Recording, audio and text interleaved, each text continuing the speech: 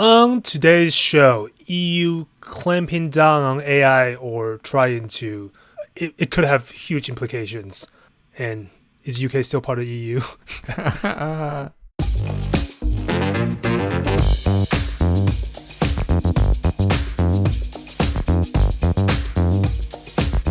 Welcome to the AI Business Podcast. This is episode 26. We've made it this far. This is April. Somewhere in April. We won't tell you when because we publish on a different day and Max never keep up the proper publication date. So it's all pointless. I'm the host and video producer of Informa Tech, Tian Fu. And joining me as always is the man who's very ready for show and tell. He has 3 pair of gloves, each for different reasons. We won't get into it. He's the deputy editor of DCD, Sebastian Moss. Hello, everybody, and look at my axe. Look at this. Look at that beautiful. Oh, gosh. Yeah, look at that. Oh, no. Beautiful Kara Swan Go. You weren't expecting that. Wonderful. It's got moose bone at the end, reindeer antler, wonderful heft. I have destroyed many things this weekend, but I've only drawn a tiny bit of my blood, so I'm in a good mood. Did you actually hurt yourself? Only a little, just little thumb. Little thumb gosh. mash, very small. That's what I got. This is the different gloves. This is my new special gloves for not getting cut. Well, for the avoidance of doubts, Sebastian is a prepper, so this is why he needs the axe. It's not any murdering. Yeah, let's go with that. As always, Maximal X. Hello there. Certainly not Sebastian Moss, even though we look alike. So I've got 2 things. I've got the Rock DVD, because as we just talked with the guys, The Rock is probably the best film ever made. If you haven't seen The Rock, watch it. It's a masterpiece of 90s film, and lots of Dutch angles and beautiful Sean Connery and of course Nicolas Cage. But another thing, it's just like, if you followed the podcast for a little bit, you might have noticed that I have sort of like this weird ghostly presence in the background sometimes, and his name is Gonzo. He is the mascot of AI Business, and he looks like this. This and is for Gonzo. listeners, that's a cat. That's not just a person who's got chained up. Our poor audio listeners. He's black and he's hairy. So are you still talking about the cat? As for our audio listeners. And of course, you know him from 2 episodes prior, chugging Dr. Pepper. He's got a California Republic. The state of California has flag behind you. Wait, but it's like two bears. That's not really California. That's not the bear. That's the new California Republic from Fallout New Vegas. It has confused many a people. Is that a Pokemon? Is that a Pikachu? Yeah, that is a Pikachu and an IKEA shark. I take it off the bed every night. I don't leave it on. It's only for show. I don't. It's not for I'll just assume that. I'll just try to believe you that's true, but I don't really believe you. All right, wait. But what's the actual artifact that you're wearing? Oh, I am wearing my new Bernie t-shirt.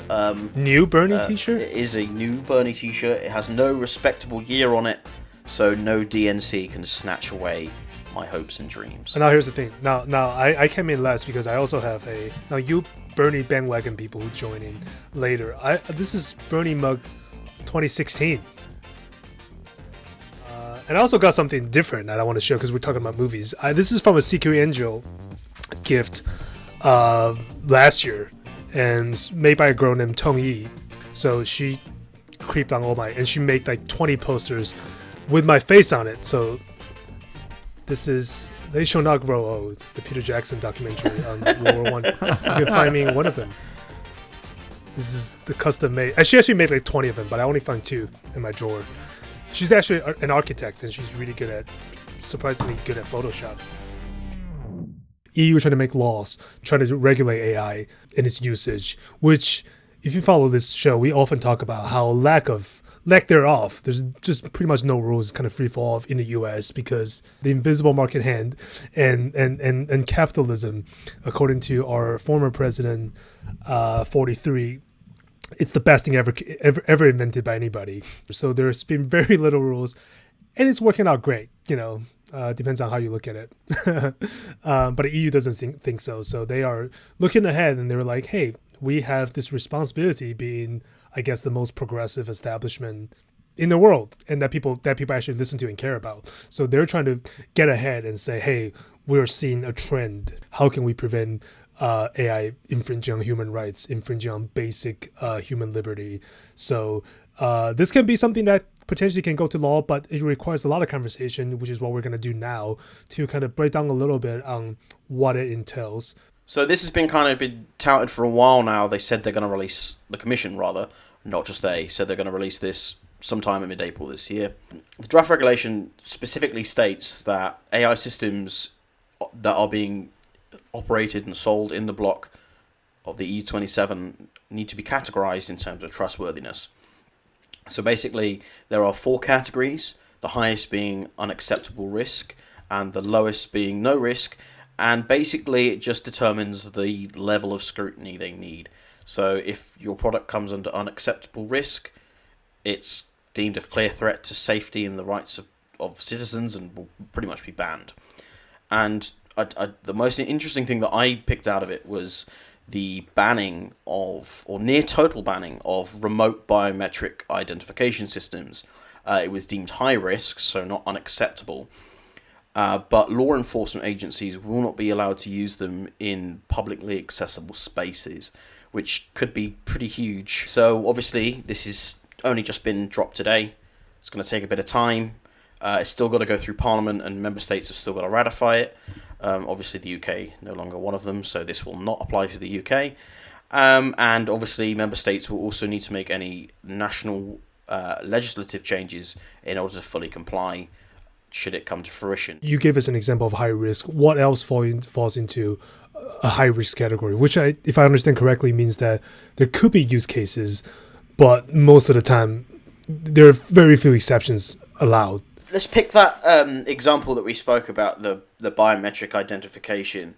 They specifically mentioned in the announcement that what certain exception would be in the case of a missing child, preventing potentially, they say, specific and imminent terrorist threats, or searching for serious criminals. But the interesting thing is, such exceptions require authorization from judges or an independent body. So even if they want to use this, they still have to go through the process of, searching for this. They can't just say, okay, we need to stop this terrorist threat, let's just use it, because that could potentially, the interesting thing is, infringing the rights of EU citizens. You can't just dictate to them, okay, this is going to be good for you. I think the other interesting thing was the example that manipulation to human behaviours is deemed a high and or unacceptable risk. So something that circumvents a user's free will, or social scoring, which, that's kind of, obviously expected, that's what you want for your freedom of rights. But it's kind of the EU confirming, okay, this is not something we're going to do in the long run. Yeah, this is interesting, because it instantly makes illegal the sort of like the Chinese approach to social scoring, which is has many people worried, these systems, they build up on existing systems like credit risk scoring and just expand them. And right now, according to the draft, thank God, that's not going to happen in Europe. So where would credit risk scoring, AI-based credit risk scoring, come on something like this? That's the question. There's a lot of existing stuff that I think could fall under this. Even we just talk about manipulating human behavior. That's advertising. Exactly. No, because it's just things like chatbots, they automatically, they do fall under the low risk category, and there's a bunch of technologies, I think most AI technologies on the market will kind of sell through without any issues, but I like the gradation, this realization that not all AI systems are created equal, and okay, maybe not on day one, but they want to come to this understanding, so based on impact and criticality, if these systems are not good, it's really damaging. And if these systems are not good, well, I mean, your chatbot is gonna be unable to answer your query. That's And the thing is, it's not just obviously the restriction against countries, and they're ideally meant to go through kind of legal processes. But if you as a company circumvent these laws, if they do become laws, you can be fined 4% of your global revenue. So that's global and revenue. So that can be a lot of money if you're a Google type company. And if that's per infraction, and they can kind of find several infractions, that could quickly rack up into the billions. The interesting thing, like you brought up the chatbots there, just for my own benefit, reading it through now. So the lower tiers, limited and minimal, chatbots come under that, where it says limited or no obligations. But like you said, okay, in the long term, how are we going to determine whether one specific chatbot is different from another? You'd have to do those tests quite rigorously. And I think the interesting thing is, in terms of actually going forward, something that might draw the line in terms of one of those applications, like a chatbot that might, actually do more than another one, might come in by the time this law comes into fruition, because this plenary, there'll be at least 2 to 3 plenary votes. It's got to go through commission, parliament, whatever. The thing is, when you say 2 different chatbots, how do you tell them apart? What would scare me if this wasn't the EU, and it's still kind of worrying when it's the EU, is they want access to the source code, right? And say, yeah, it'll be confidential. We won't share it. But, Russia asked for the source code of tech companies. People freaked out. China's asked for the source code of tech companies, and people are freaked out. It's less scary when it's the EU, because obviously they're in a slightly more morally, less grey area. But it's still always a concerning thing when you have a government body saying, hand over your source code so we can look at it. And to ensure that that itself doesn't then get manipulated by intelligence services is something that, I do not trust intelligence services one bit. If they can circumvent something like this, it could still happen. The Bundesnachrichtendienst, the German version of GCHQ and NSA, they're legally not meant to spy on their own people. The EU has laws against this already, but they do it. It's happening. It's happening right now. They do it. People say you shouldn't be doing that. It still happens. In the UK, when we were part of the EU, back in 2000, we passed Section 44 powers. So this is pre 9/11, pre the terrorist attacks here. We passed these powers that said, we can stop and search people in very designated little areas, next to national monuments, tourist attractions, for very specific terrorist-related reasons. And then since then, and it could only last for 28 days, the police go, we want this area.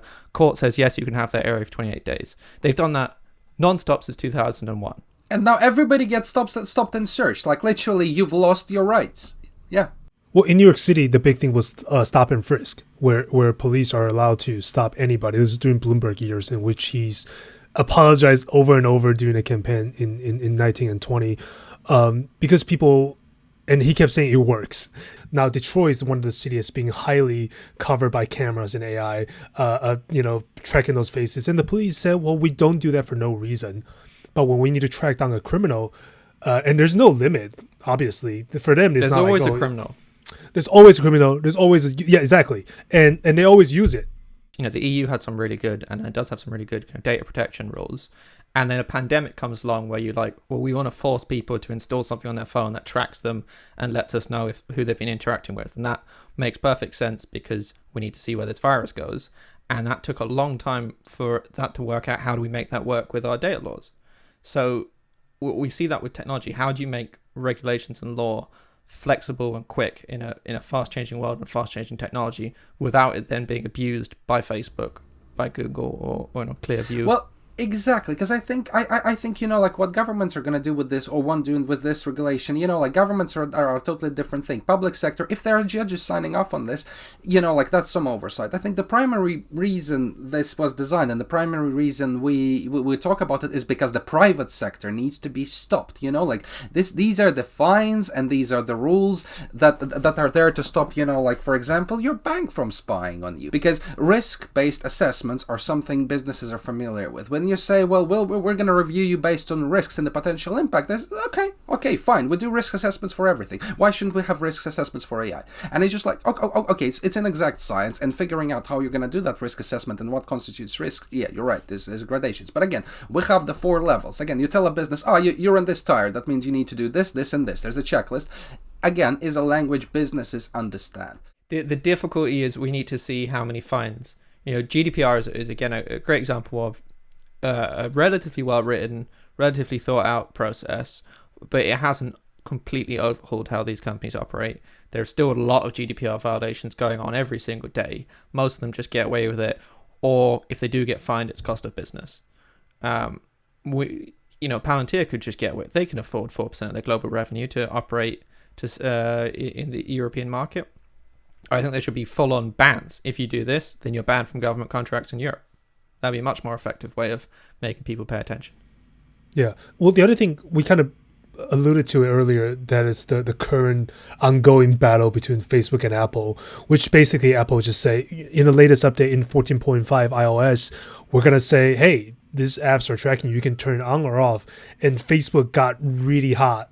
And equally, just because Peter Thiel is not a fan makes you happy. If Zuckerberg is not a fan, that makes me happy. I'm like, okay.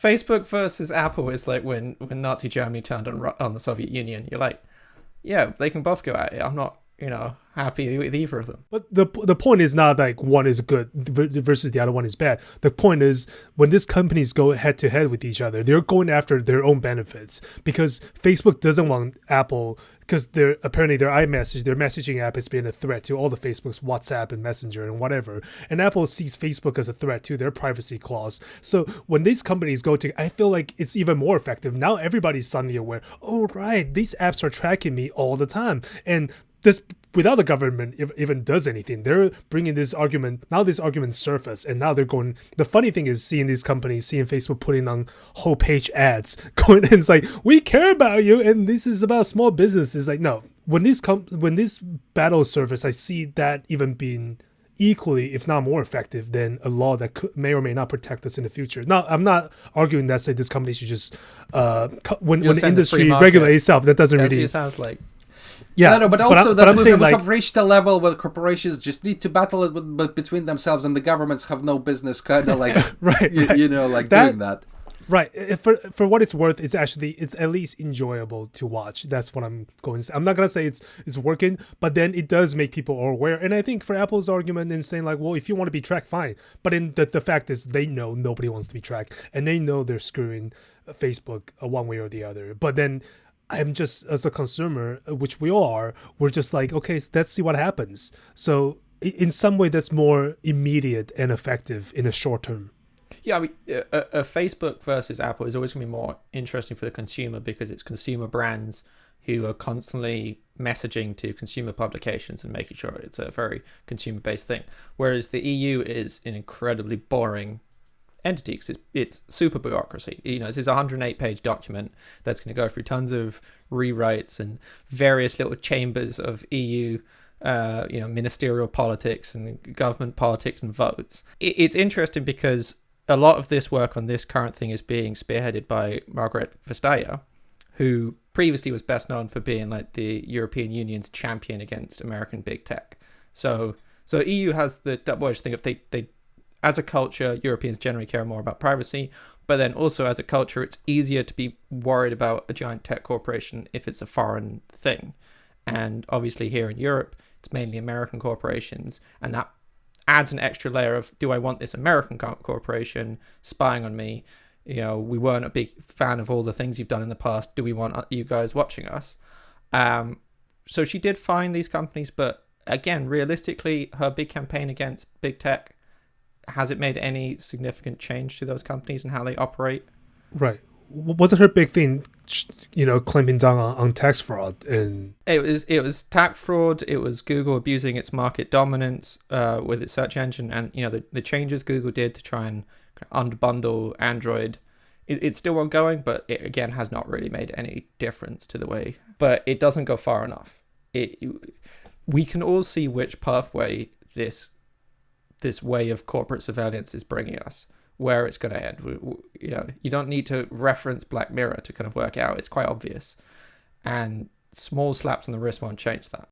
I want to bring up the immigration aspect of this, because we talked about it off air in terms of how important the kind of immigration issue is in Europe, because it made a whole country leave the bloc, and whatever you feel about that, it was a huge issue, but it's not just Britain.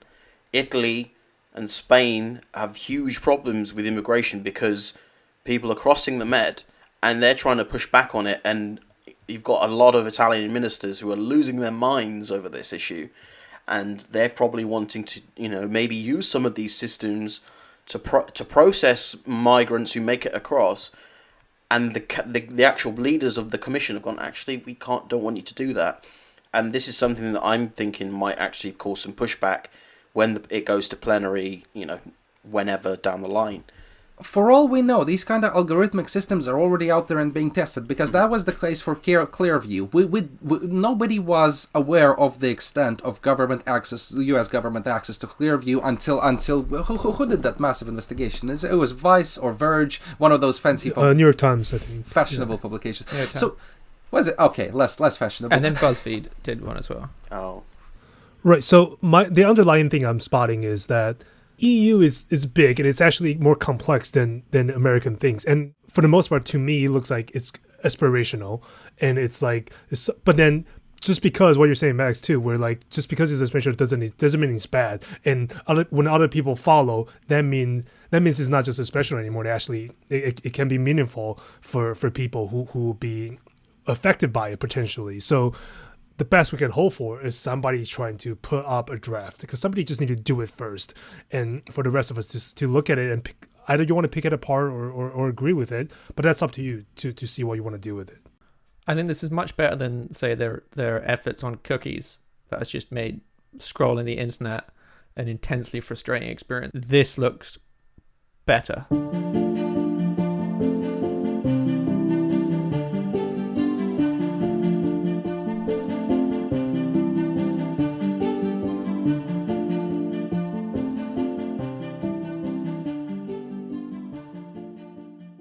So the second part, this was announced last month, but it's obviously comes under this, was the newly unveiled machinery regulation, which replaces the old EU machinery directive.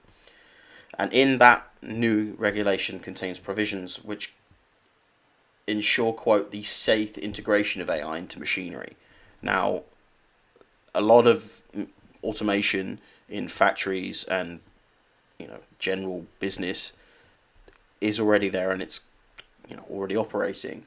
But in order to comply with the regulation, businesses which use AI capable machinery must conduct a single conformity assessment. So 3D printers, industrial production lines would be covered by this. And I just find that quite interesting, because how would I don't understand how the assessment would work, and would those ones already using such devices then have to be assessed? Like, there wasn't much on that. Okay, no. It's just it's things like visual inspection. But how do it's interesting to hear what they want the assessment to be. But automated visual inspection is widely deployed sort of across production facilities already. It is powered by computer vision, and it's just it's one of the best use cases for AI in manufacturing going. So yeah, it's just again, if this comes into force in a couple of years, there's gonna be they're going to create a whole new market for testing overnight. The whole industry, they're going to need a lot of people testing. Welcome to AI business testing. Have they defined what artificial intelligence is? That's a very good question, because they have, but we got comment from some lawyers that essentially they criticize it as being too broad. The problem with the definition as it stands, they want to make it future-proof, so all the future developments in AI still fall under this banner. But the problem is, it kind of at the moment, it seems to include systems which are not traditionally considered AI, just your standard business analytics systems, which is, we definitely don't want to regulate those. Those are working, those are fine. I was just going to say, the idea of going around and testing, breaking down the door of a factory and pointing, I want to test this, and this, it kind of aligns with Vestaya's big company kind of shakedown. We'll go into a Siemens or a Bosch and just go, I'm testing this, I'm going to do this. It just seems like an extension of that to me, and it's a bit difficult when you've got such a naff definition, I feel. I think this idea of the EU going around and checking every single system might be incredibly inefficient. But even if there's the fear that they might do it, so they don't do it to most of them. It's like a spot check. It's like a health and safety check at your restaurant or your shop. I think that could have some value. I just want a man in blue overalls to knock on every factory door going, I'm here for testing, and then just test it. Just one man going around. I want the whole Michelin experience. What apparently the Michelin sent a couple to every restaurant, and they don't engage in any conversation. They just secretly sit there and order a meal, and they put a fork on the floor apparently, and if the waiter doesn't pick it up, they realize they mark on their notes say like this restaurant is not qualified Really? for Michelin standard. Yeah, so that's apparently, I don't know how much of it is urban legend. It's like secret shoppers, but for Right. fancy restaurants. You can be a Right. Michelin man. Basically, it takes some qualifications, but you can be there reviewing food. Or woman. I was also want to, I mean, we painted it as this, US lax, Europe hard on America tech companies, but the FTC is doing an investigation to Facebook to potentially unwind WhatsApp and Instagram. It's probably not going to go anywhere.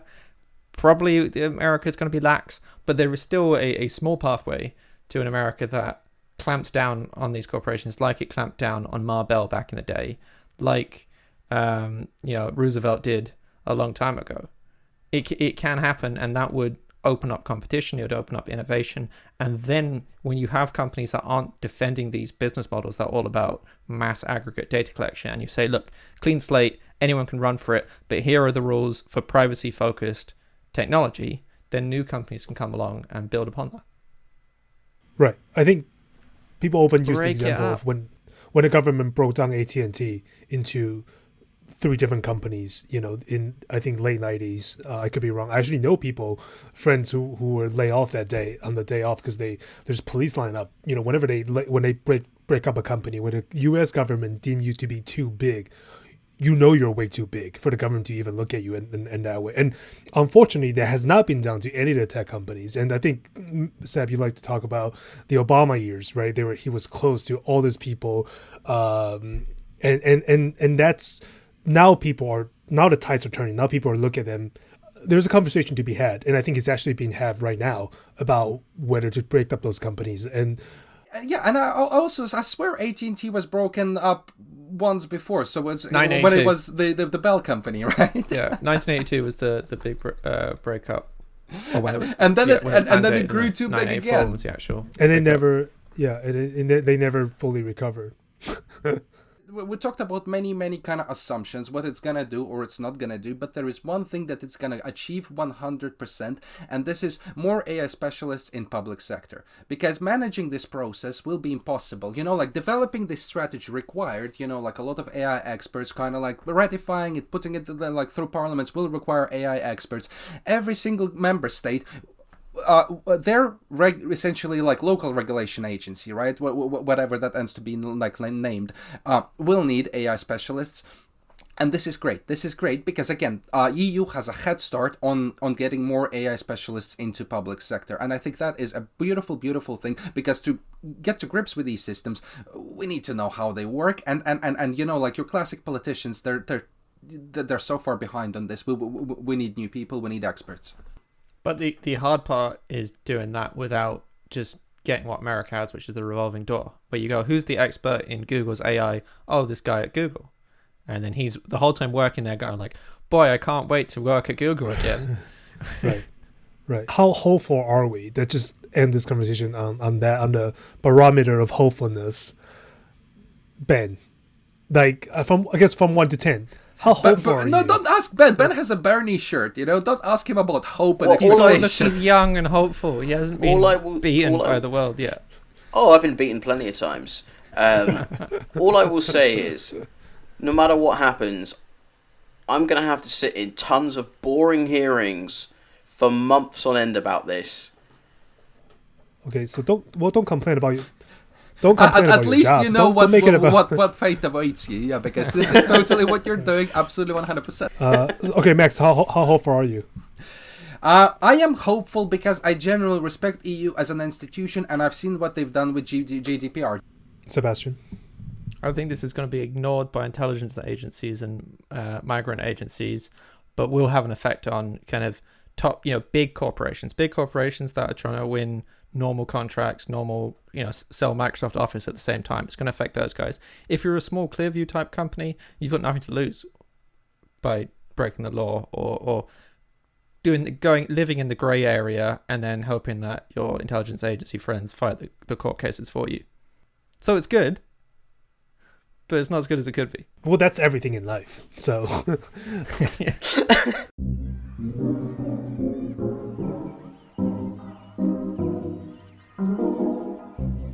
where can people find you, Ben? not hugging your Pikachu stuffed animal. Yeah, no. You can find me on aibusiness.com, and I'm also on Twitter at Ben Wadecki. I also do tweet about my news, and I do tweet about Saxsquatch, which is a Bigfoot who plays the saxophone, and I'd highly recommend anyone to go and check him out. With his foot. No, he dresses as Bigfoot and plays the saxophone, but he's just released a song. He's releasing a song with Billy Ray Cyrus. Okay, I just don't even want to know your internet search history, Ben.